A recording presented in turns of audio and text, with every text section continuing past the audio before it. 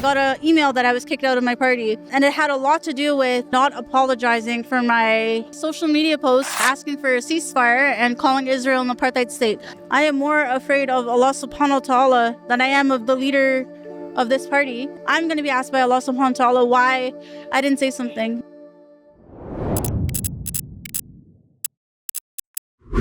Bismillah ar-Rahman ar-Rahim, walhamdulillahi rabbil alameen, wassalatu wassalamu ala nabiyyina Muhammad wa ala alihi wa ashabihi ajma'een. Assalamu alaikum wa rahmatullahi wa barakatuh. This is your brother Boonaa Mohammed on another episode of the Muslimi Experience, a very unique episode of the Muslimi Experience. We are currently in the RIS Bazaar, reviving the Islamic spirit here in GTA, and we have with us amazing guest, Sister Sarah Jama, welcoming us here today. Assalamu alaikum. Alaikum salam wa rahmatullah. Thank you for having me. Now, this was well planned out.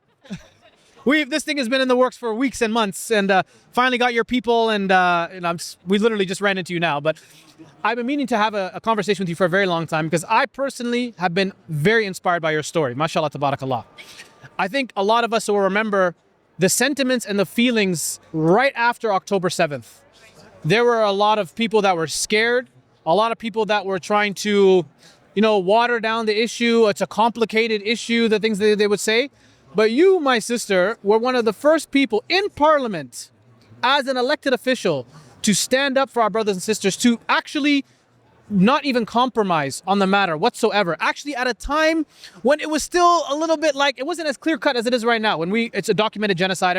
We knew it was genocide then, but you were one of the people that was first brave enough to speak up. So on behalf of the entire community, I want to first of all thank you. And I want to extend our love and support for what you were able to do in that moment, because you really motivated and inspired a lot of us. But talk to me about that experience, because just for the viewers that are unaware, you are an NDP elected official, which is a parliament, which is one of the one of the parties in the government here in Canada. And because of your advocacy, because of your speaking out, they censored you. They essentially kicked you out of the party. So let's talk about all of that, because there's a lot to unpack there.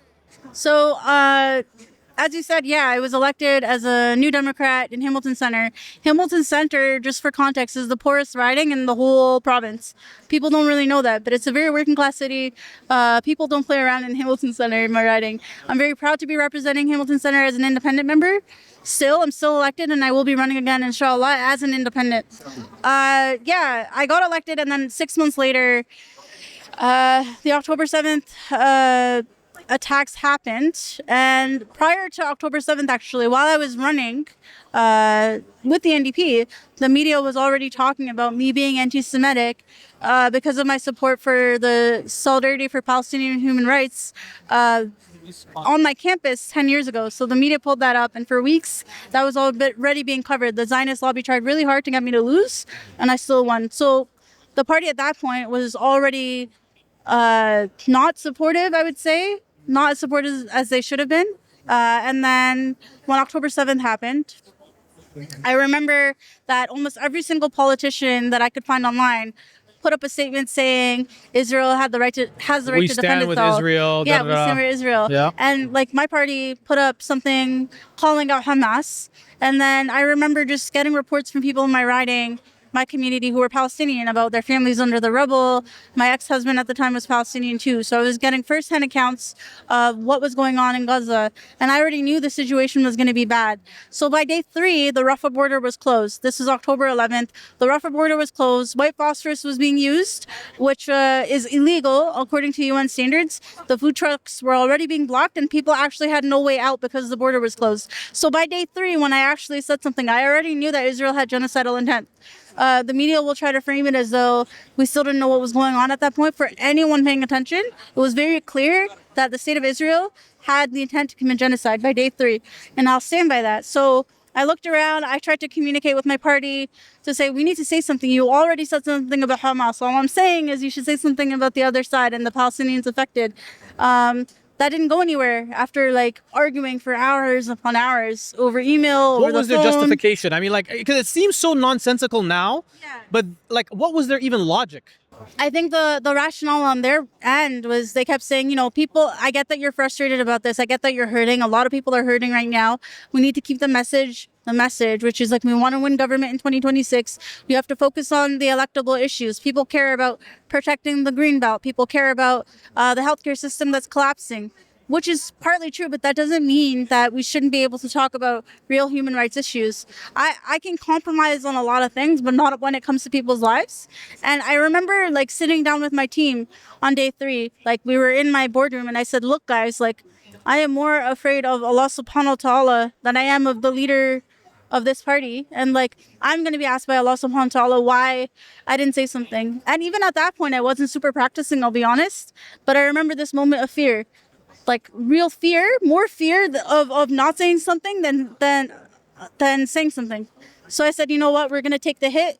We worked on a short statement. I sent it to the party. I said, this is what I'm going to say. Israel's an apartheid state. Like we have a duty to push for the rights of Palestinians to return, or whatever I said in my short statement. It was so short. I remember thinking like, this is fine. We quoted the United Nations. Nobody can get mad about this. I was really wrong. The provincial government decided to, like the entire provincial government decided to ensue upon an 8-hour debate about whether or not I should be censured, which means like I can't do my full job. I can't debate, even though I was elected. I can only vote, but I'm silenced. I'm never allowed to talk again unless I apologize. And how ironic is that, subhanAllah? For speaking out, your punishment is that you're not allowed to speak again. Right. And this was over social media. So this was unprecedented because it's not like I went into the house and did something unparliamentary. It's within my right to say something online. And that's why you've been elected, actually, is to speak out on behalf of your constituents. Exactly. And so I got censured after this debate. And then the moment before the censure debate vote happened, I got an email that I was kicked out of my party. And it had a lot to do with not apologizing for my statement. So I think some people took it in general as like me making things about myself. And I don't think, I've talked to some folks since then, and some folks have been like, yeah, we didn't know what was about to happen. There's people who just didn't know it was going to be a genocide. And yeah, that was a hard line for me. I got kicked out of the party, and then I really became closer to Islam. I started to learn Arabic, how to read it, and I just really, really tried to focus on what I thought was for me. That was a pivotal moment of like, what is important to me, and it has to be deen over dunya. And to be honest, until I had to pick one, I kind of forgot about it. You know, that's wow, subhanAllah. The fact that, you know, a lot of us, we have those crossroad moments, right? For a lot of us. And I know myself included, you know, there's situations that happen in your life that kind of make you decide, like, do I need to go this way or that way? And I think yours was so public and it was like on display and everyone was talking about it and you had politicians debating it. And I know I didn't know who you were before that. But as soon as we saw that, I know for me, I was just like, wow, I was in awe. I was honestly so impressed that like we have a sister that is so strong that pressure, like you didn't even hesitate. It was like day 3, you know? So I think, of course, that moment in your life now reflectively looking back, you know, brought you closer to Allah subhanahu wa ta'ala. It's like almost like a blessing in disguise. It was like I had to go into hiding for 3 to 4 weeks because of all the death threats. And in that time, I really took that time to reflect on like what was important to me. The place I felt the safest to go was the mosque. So I was there a lot, and I hadn't really been around the mosque that much. I kept finding myself just going and praying, and I taught myself some surahs in that time. And then Ramadan came right after that, and then I decided to put the hijab on. So it was all like back to back. Alhamdulillah. Wow, look how Allah is the best of planners, subhanAllah. So talk to me about, there's a lot of things I want to talk to you about. First of all, we'll talk about your journey as a politician, but I want to talk more about this spirituality component. What has changed since October 7th for you, and how do you find the world now, you know, pre or post October 7th? I think I was elected because I'm a strong activist and organizer in my community. I was very vocal around policing, around rights for disabled people in my communities, a whole variety of different issues. But I found that, like, in reflection, I was motivated a lot by anger and frustration, like wanting to fix and control things, wanting to change the circumstances of everyday people. As soon as I was like, okay, I worked for 10 years to get this elected position, and in an instant, I was willing to lose it for Allah subhanahu wa ta'ala. That means that, like, I have to acknowledge that none of this is in my control. I can do what I can for people around me from like my heart without having to have that attached to like gratitude or an outcome or anything. And so that really it took a load off in the sense, because I think as a politician, you get a lot of instant gratification, right? It's like, okay, you did this or you did that, or you're not doing enough, or you should be doing more of this. And it's like, I remembered in that moment that I'm not in control as much as I tried to be for the last 10 years. And I think I'm a lot calmer. I'm a lot more stable. I'm a lot closer to the people that I think share my values, and trying a lot less to please people who don't align with my values. And I think that shows in how I vote and how I carry myself. I was a lot more chaotic in my 20s. For anyone that is listening to this who followed local stuff in Hamilton, before this, just for context, I got arrested for the charges were dropped, but I got arrested for encampment support. I was pretty really aggressive. A lot of that, it was good work and important work, but it was motivated from a place of trying to control outcomes that are just beyond all of us, right? So yes, but at the same time, obviously having that experience as an activist and now being an elected official, that's kind of why you're elected. Your constituents are asking you to speak on their behalf, right? So what was the reception that you had in your local constituency when they did censure you? Because they're now restricting your even ability to do your job. I think people locally were frustrated because it's about democracy, right? Their democratic right to choose who to send to Queen's Park was stripped from them because whoever they sent could no longer engage. So it became really quickly a conversation about freedom of speech. And locally, people were having real conversations about democracy. I'm the only person in the Western world to have been censured for saying what I said. Rashida Tlaib, for example, spoke up about Palestine in the ways that she did and got in trouble. The speaker read a ruling against her, but she never got censured. She was never told she cannot participate or be recognized by the speaker until she apologizes. This is a very specific instance of the Ford government overstepping, as they tend to do, their jurisdiction and power.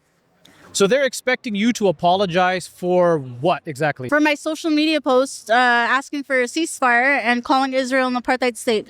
All things that the ICJ is in line with. Yeah, I was isn't this all documented fact now? They are an apartheid state. We've known this. It's not you weren't inventing anything new. You weren't saying anything that hadn't already been said. And I quoted the United Nations Special Rapporteur on the state of Palestinian territories. So it was not an issue of them not knowing that I was right. It was an issue of making an example of me as someone who they knew came in on principle, who wasn't able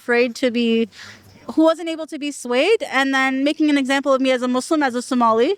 We know these things carry weight in that place, and the Ford family has a history with how they interact with Somali people. So I think all of these things are related. I didn't. I was the only one in there. I never did. So I think all of these things are related, and they took the opportunity to make a really quick example of me. Subhanallah. That's actually, I did not think about that connection. That's very strange. But at the same time, I know that for a lot of us, seeing now people facing discrimination at work, a lot of students, we saw the protests happening in universities. People have, for the last year and change, felt unsafe being in their own environment, being able to accept and reflect what they feel and be able to say that out loud.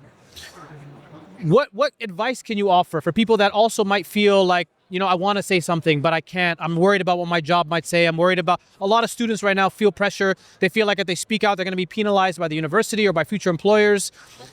How do we develop that resiliency or that desire to be honest and truthful even when it's difficult? It's true. I would say look to the people that are already doing that for strength, because there are people who have already been fired or banned from campuses, or who are told they don't belong in certain spaces and continue to lose their jobs or their degrees because of speaking out for Palestine. So I would say look to those people who are continuing to be loud despite the circumstances to guide you on how to get through it. And I think that one of the things I reflect upon a lot is how we all don't talk to each other. A lot of us who have, I went to school with Dr. Yiping Gi at Mac. And so we talk, but in general, I don't think people who are facing these repercussions in terms of anti-Palestinian racism, because that's what it is, in different workplaces, we don't get into a room and talk. So I wish we would do that more. And then I think it would feel a lot less isolating. But is it, yeah, I mean, I hope so. I would definitely feel a lot less isolated, but Is it such that, like, do you think it's getting better or worse? Like, is it more acceptable now to be able to speak out a year plus later, or is it still? I'm sure it's not as bad as it was a year ago. I don't think it is any better. I think that the Zionist lobby is still going strong in terms of how they quietly go after people. I think the general discourse around what's going on in Palestine has shifted, like the public understands, but in terms of who holds power, the Muslim community has not yet built like a lobby power in Canada that can mirror the power of the Zionist lobby group. So when it's about power and control and who are in those spaces, like CESA, for example, is constantly at Queen's Park testifying in committee on bills that they want to see implemented, talking about the IHRA definition that basically says talking about anti-Palestinian racism is anti-Semitic, right? They're using these spaces to their advantage. I don't think we're there yet. Like, we have the rhetoric, we're like, yeah, we support Palestinian right to return, but we're not like organized, and I think that's why people will continue to face the consequences of speaking up. I think it's getting a little bit better, but I think with the political scene shifting, with Poilievre probably going to be elected as federally, and with Ford keeping his majority provincially, unless we're attacking the root of power, these conditions are not going to change. We're going to feel better because more people understand the issue, but the power is still being held in a certain way by a certain group of people. So can you talk more about a lobby group? I know, like, for some people, they may not understand really the influence and power of a lobby group, and why don't we as a community have a lobby group? We do. There's like NCCM and others. So there's registered, like a lobby group is basically a group of people that are registered to try to meet with politicians and sway their opinions, right, on legislation, and share their experiences so that it can impact legislation. And I think that Zionists have been doing that in Canada and across the West for generations. It's a very organized. So I'm thinking of like B'nai B'rith as an example. As CESA have constantly gone after students or politicians or anyone speaking up on Palestinians' right to return and their right to safety and security, and calling that anti-Semitism. And I don't think we've matched that level of work yet. Because their lobby is very organized. People should understand this. Like, the way their lobbies operate, they put pressure on politicians. They also help fund politicians, right? And that's a big part of, like, when you have money in their pockets, you kind of get what you want, right? So, and is there around the lobby issue, is there something that as a community we can do more of? That should we be focusing on just organizations like NCCM, and they do a great job, but is it something where we need multiple kind of lobby groups, multiple agencies doing the same type of work? What do you think? Yeah, I think trying to figure out our own way of, like, there's so much wealth and support in our communities, and I think we just don't talk to each other enough. We're reactive. Like, when someone's hurt or when something is wrong, we'll go out, we'll protest, but I don't think enough of us are getting in a room when this is happening to us across the country and saying, okay, how are we going to respond together? And CCM is doing a good job of that, but they're still very new in comparison to all of these other groups. So that's one approach. The other approach is, I think, like, remembering, like I said earlier, Allah subhanahu wa ta'ala is in full control. So maybe, like, we're not meant to win right now, but in the future, those infrastructures will be built. Allah subhanahu wa ta'ala has a plan. And we might not be able, maybe it's not our role to win the public narrative in that way around policy, like in the West. I don't know, but maybe that's a bit dark. Well, I mean, yes and no. Maybe it's something where, like, just like we are being tested by what's happening in Palestine. They're being tested, obviously, and also we are being tested, right? Like, seeing those images, just like you were being, that situation put all of us in a blinder. We all now are being, we're given a choice to act or not act. We're given a choice to donate, not donate. So it's like that thing set off a whole chain reaction that now we're all having to make real decisions and choices. Do we want to continue supporting institutions that do support genocide? Are we okay with our tax dollars going to this politician that maybe has this agenda, And you maybe talk about that as well, because obviously as a community, should we be investing more in getting people like yourself elected, people that are from the community, or is it more important for us to find people that maybe are like-minded, people that share similar values, and focus on getting them the support they need? Like, what are your thoughts around Muslim politicians versus non-Muslim politicians that still have our values in mind? I think you need all of it. You need all of it. We're living in the West where we're not going to ever be in full control of like all the decision making. Not everybody will agree with everything we have to say from a religious standpoint. So building coalition and working with politicians who get it right.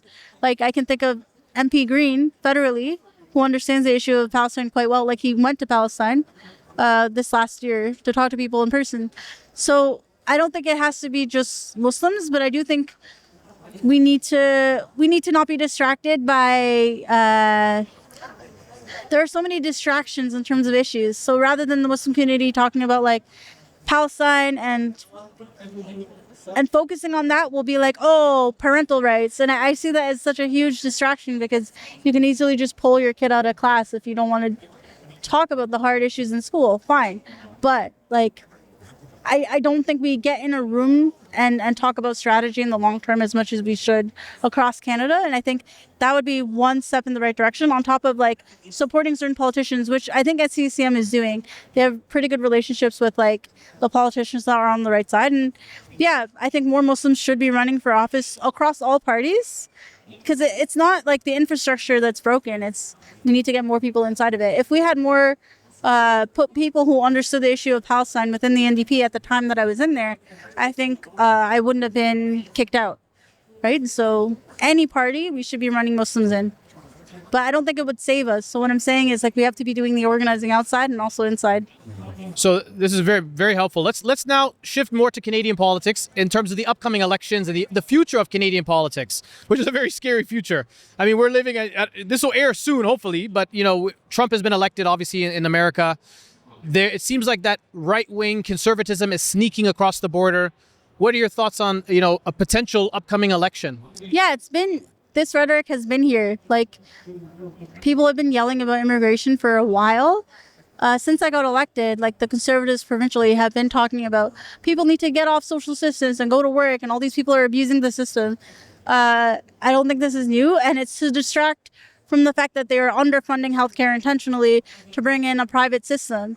So that's where this is going. Or like the attacks on homeless people, saying that they're the problem in the encampments, is to like put in place a future plan for building private prisons. Like all of this is moving the province a certain direction, and I think Poilievre will have a similar approach federally too. So I think our goal as the Ummah here in Canada should be to like not be distracted. I think that we let the right wing dictate to us what are the hot topics for us, and it has been like issues of like the parental rights stuff, the queer stuff. I don't think like that impacts like 1% of the population, but we've allowed our community to become so immersed in it and to become the face of like opposition when it's not even supposed to be coming from us, right? We're supposed to be tolerant people. But the bigger question outside of all of that should be how are Muslims being let down by the healthcare system? How are Muslims being let down by our education system in general? Like, we're not asking for funds for our own Islamic institutions to teach our kids. Instead, we're just being like, this system is bad. Like, we should be getting together to lobby and push for the things we actually want. But instead, we get distracted and we keep wagging our finger, being like, oh no, we don't want this. We have the power to push for more Islamic school funding if we want to. It's just about being organized and not being distracted every time the right-wing rhetoric around certain hot topics touches our community. Seems like we're very convenient. Exactly. Either we're scapegoats or we're like joining the party to bash other groups. Right? It's not, I don't think it should be that. Like, let's make our own thing. Let's talk to our own people, decide what we want as our priorities, and then push that out. Yeah. Do you think there is I've heard a lot of Muslims that do vote conservatively. They do kind of vote right wing. And I think some of it comes from like the idea that, you know, there are certain similar family values. People may be even fiscally conservative. Maybe they see certain things on the conservative side that maybe work for them. And I find that wild because it was the conservatives that created like the niqab ban. It was the conservatives that created that terrorist hotline. Oh my God, Harper. I forgot about that. We have short-term memory as a Muslim community, but these things will come back, if not be tenfold worse, because of the majority governments. Like provincially, we're under the second largest majority government that we've ever had in the history of like Ontario. It's a big deal. And so we can't keep having short-term memory loss and forgetting like what the conservatives have done to the community over and over again. They're not our friends just because they say they care about families. If they care about families, why have they underfunded the healthcare system so much so that like I get told that someone has to pay $11,000 for their cataract surgery? That impacts the Muslim community too. When our systems are falling apart, it's going to be the Muslims who are poor and struggling to get by who are going to be let down. And we can't build communities that way. I don't think that's part of our values. But also, like, I feel shy voting for NDP now, knowing what they did to you. Like, it's kind of like, well, where does my allegiance lie now? What I will say is that I think that the NDP is not a reflection of its leadership. No party is a reflection of its leadership. It's a reflection of its membership. And like the membership very clearly wants me to come back. There was a resolution that was moved and passed at Provincial Council, which was about whether or not I should be able to run for the party again. And that passed. It's like the barrier is not leadership. I mean, it's not membership. It's leadership who are still struggling with the question of what to do right now. I don't write off the party structure in its full form. I think it's important to have people still engaged in party systems. Whether or not I'll be able to run with the NDP is a different story. But like federally, for example, I do think the NDP is still the best option because I'm scared of what the Conservatives will do. And there are people in the NDP, like I said, Matthew Green, there's Blake, an Indigenous man who's been talking about Palestine solidarity for so long. There's others in there that are cool.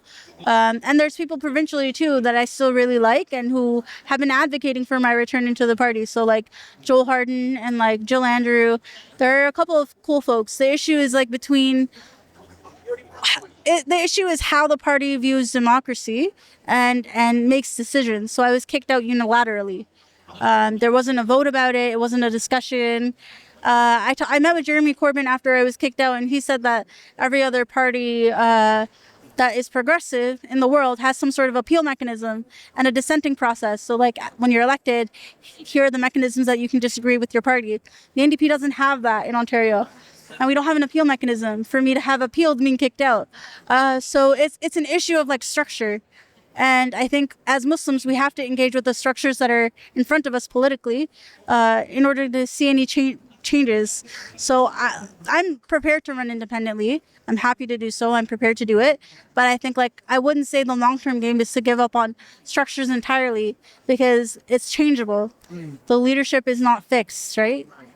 Yeah, but at the same time, what they did to you was not cool. Yeah, I know. Yeah. But this isn't me being mature and having grown. Oh, at least one of us has to be been mature. Like, oh, damn. Yeah. Well, good for you, mashallah. Because I know I would be very salty. It took a year for me to get here, right? Where I'm like, I go to Queen's Park and I listen to the stories that the Ford government will tell about our communities and like poor people. And I'm really disturbed. And I'm scared about another provincial majority again. And I say all this with knowing that, like, I watched the Conservatives stand up and start laughing when a member stood up and said that a food bank, a hospice center in their community had to use a food bank because they just didn't have enough funds to feed the people who were on their deathbed. And the Conservatives started to laugh. Like they broke out into laughter and they were like, oh, you created this problem because you support the carbon tax. Like it's just nonsense. And they really don't care or understand everyday people who are struggling to just get by right now. So I don't trust them. I'm more worried about them than anyone else. And that's my honest answer. Well, for people that also, because a lot of our parents vote Liberal. I know my family like just grew up voting Liberal. Like you come to Canada and it's like, oh, the old Trudeau let us in, so we might as well keep voting for them, right? But is that also like where are the faults in that system? Because I think people are just stuck on Liberal just because they don't want Conservative as well. Right. I think that all the parties are so flawed. The Liberals are very flawed too. Their failure federally around Gaza and Palestine and implementing a two-way arms embargo or just doing anything useful was atrocious to watch. And I think I'm not saying all that to say like any of the parties is the best bet to vote for. I actually don't have an answer. Like I don't know who you should vote for. I think like all of them are flawed because we live in a country that is deeply flawed. None of these political systems are going to save us. So it's like we have to, as a community, come up with what our priorities are together and then sort of join parties that we feel fit that and implement the changes we want to see within the party and also run our own people. That's the only way we're going to see the change that we want to see implemented. Because otherwise, we're just voting and we'll continue to be disappointed, right? So I'm saying, like, pick a party based on what you think is the best fit for you, but also don't just leave it at that. Like, get engaged. But should it be the party or maybe in your particular riding, if there is like, of the people that are running? That too. It could be the party. It depends on what level. It could be, people in your area. Do you recommend voting party or voting person? That's a good question. Person would make the most sense. But I would wish in the future that the Muslim community across Canada would have some sort of election strategy where they're kind of like telling people and breaking down some education for everyone about here's what each party represents, here's what they're saying they want to change. We met with them. This is what they said, and then make your decision based off of that in a broader sense. But yeah, locally, voting for people that you think have good politics. I really like Allison out in Kitchener Center. She's really cool. She's with the Greens. Like, I work with people across all parties because you're right too. It is about people. Yeah, because I know ultimately, of course, now learning your fate with the NDP, it's like, well, we can't put all our eggs in that basket, right? So, and a liberal, the same, conservative, good luck, right? So, I mean, I think on behalf of all of us, again, I'll just reiterate how happy and proud of you we are. I think you as an example for us to know that, first of all, we can be in politics and we can have a backbone. We can stand up for what's right, even when it's uncomfortable and unpopular. I think speaks volumes to your character and mashallah, the way your family raised you. So may Allah bless you.